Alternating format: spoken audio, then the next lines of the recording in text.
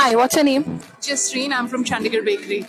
Hi, Justine. So, just let us know what your overall experience with Fab flavors. How do you know about Fab, and how do you connect it by Fab? Right.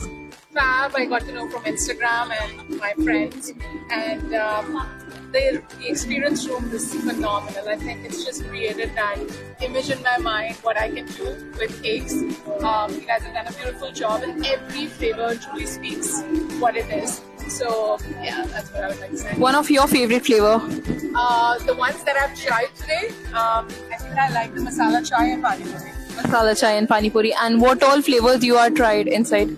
I've tried the lemon rind, I've tried orange, and I've tried the simple ones, but these are the ones that I'm going to try now. I'm very excited to look at it. One last tip that you would like to share with our bakers who are just starting their industry, profession in this particular industry. What would you like to suggest?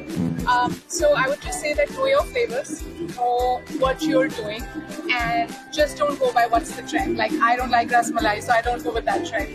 So whatever you like, go with that. That's so nice to talk to you. Thank you. Have a great Thank day. you so much. Have a good day. Thank you.